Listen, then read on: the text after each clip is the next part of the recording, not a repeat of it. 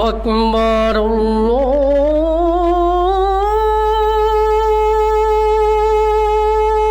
الله أكبر الله أكبر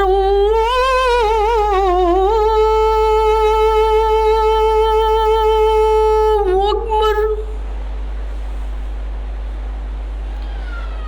أشهد أن لا إله إلا الله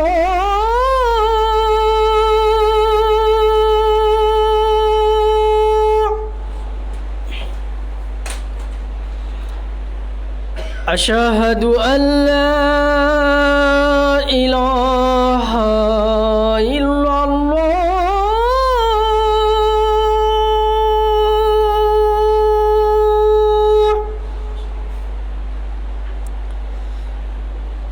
أشهد أن محمدا رسول الله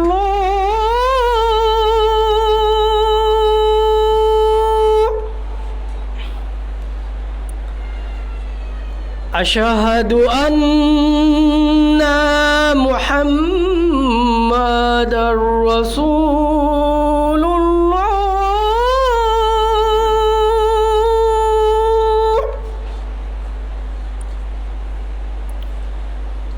حي على الصلاة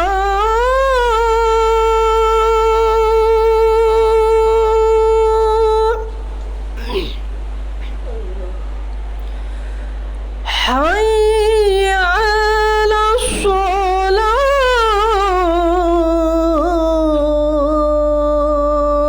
الصلاة حي على الفلاح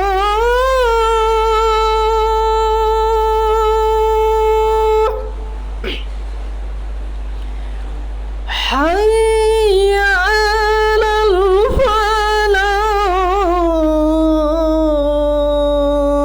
الفلاح الله أكبر الله أكبر لا إله إلا الله الله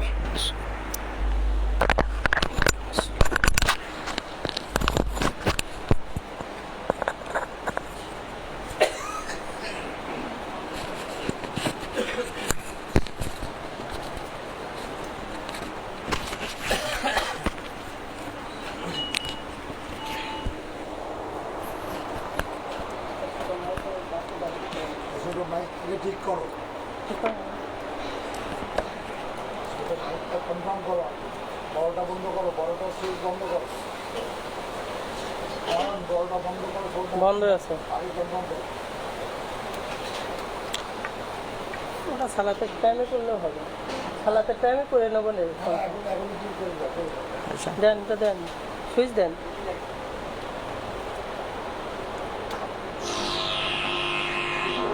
শুরু করবো শুরু করবো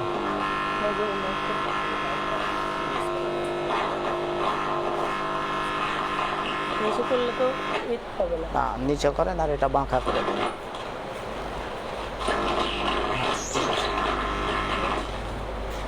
ঠিক আছে কোনটা লাগাচ্ছেন আপনি লাগাইছে তো আর কোনটা ও জুর ওরা বুঝে তো রয়েছে ওটা না ওটাই ওখানকার ঠিক হয়নি দেব হয়েছে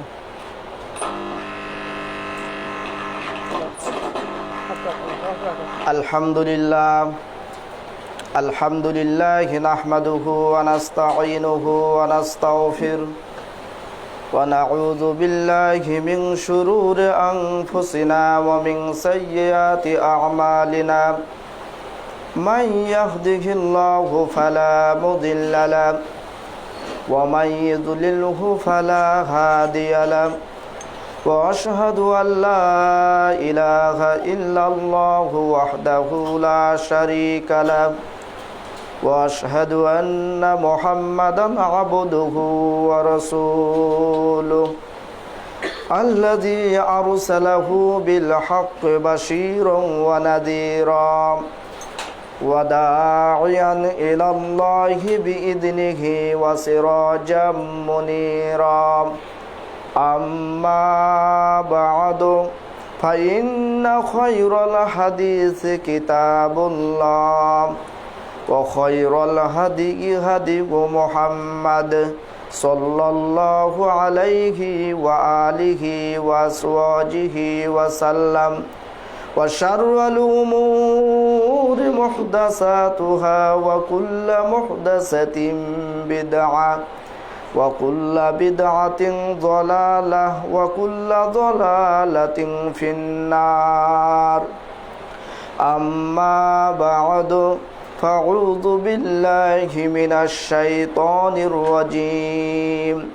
يوم نقول لجهنم هل امتلأت وتقول هل من مزيد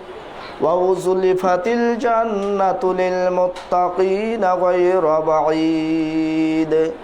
هذا ما توعدون لكل أواب حفيظ من خشي الرحمن بالغيب وجاء بقلب منيب ادخلوها بسلام ذلك يوم الخلود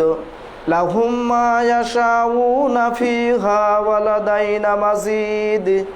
وكم أهلكنا قبلهم من قرن هم أشد منهم بطشا فنقبوا في البلاد هل من محيص إن في ذلك لذكرى لمن كان له قلب أو ألقى السمع وهو شهيد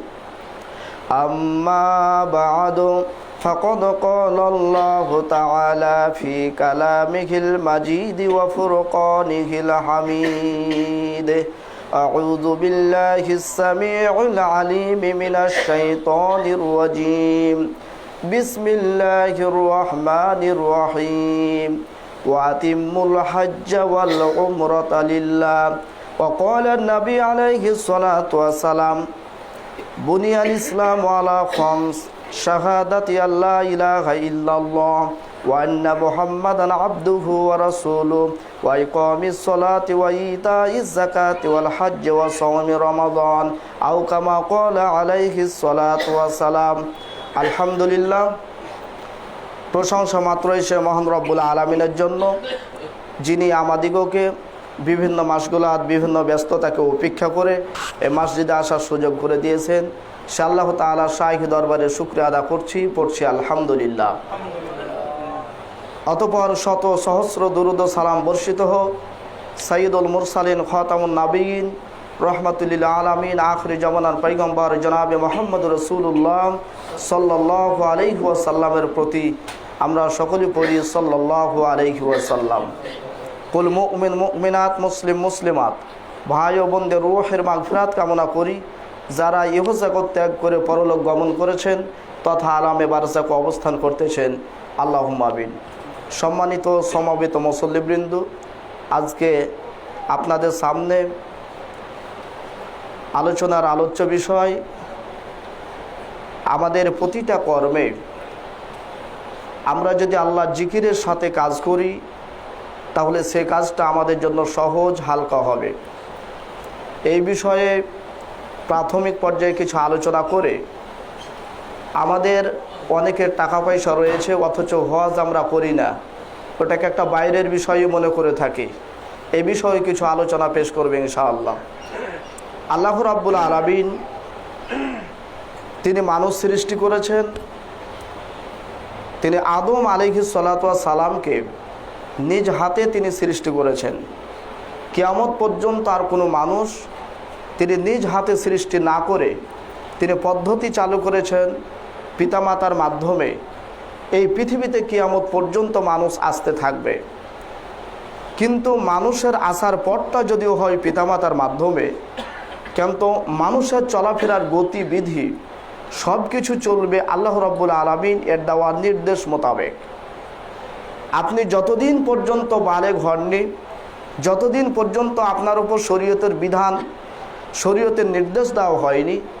ততদিন আপনি যেভাবে চলছেন কোনো অসুবিধা নেই। তবে যখন আপনি বালেগ হলেন, শরীয়তের বিষয় যখন শরীয়ত আপনার উপর চেপে বসলো, তখন থেকে পৃথিবীর কোনো মানুষের কথা অনুযায়ী আপনি আর চলতে পারবেন না। তখন হোক সেটা পিতা, হোক সেটা মাতা, হোক সেটা আপনার আত্মীয় স্বজন, ভাই বোন, কারো কথা অনুযায়ী আপনার চলার কোনো গতি নেই। তখন আপনাকে চলতে হবে আল্লাহ রাব্বুল আলামিন তিনি যে পথ দিয়েছেন, যে মত দিয়েছেন, সেই পথ অনুযায়ী আপনাকে চলা লাগবে। এত যদি আপনার আব্বা আম্মা কোনো বাম দিকের কাজে তারা নির্দেশ করে, আল্লাহর নাফরমানিমূলক কাজে নির্দেশ করে, তবুও সেটা আপনি মানবেন না, সেটা আপনাকে মানার জন্য বলা হয়নি। এমনকি আপনি যদি সেই পিতামাতার কথা সেখানে মানেন, তাহলে আল্লাহ রাব্বুল আলামিন তিনি বলছেন তাহলে তোমার আল্লাহকে অমান্য করা হলো। তবে পিতামাতা যে বিষয়গুলি বলবেন সেগুলি যদি কোরআনের বাইরে হয়, তাহলে সেই কথাগুলি মান্য করা যাবে না। তবে তাদের সাথে সদা সর্বদাই, হোক সেটা মুসলিম হোক সেটা অমুসলিম, সদ্য ব্যবহারের বিষয়টা, তাদের সাথে ভালোভাবে চলাফেরা, এই বিষয়টা আপনাকে বজায় রাখা লাগবে। যদিও আপনি, আপনার পিতা আপনাকে ভালো কাজের আদেশ দেয় না, ভালো কাজ করতে বলে না, আপনি ভালো কাজ করতে গেলে সে বাধা প্রদান করে, তাহলে তার বাধাকে উপেক্ষা করে আপনাকে ভালো কাজ করা লাগবে। কিন্তু তাই বলে আপনি আপনার পিতামাতার সাথে কোনোভাবে খারাপ ব্যবহার করতে পারবেন না, যদিও সেই পিতামাতা হিন্দু হয় তবুও। কারণ পিতামাতাকে আপনাকে সম্মান দিয়েই চলা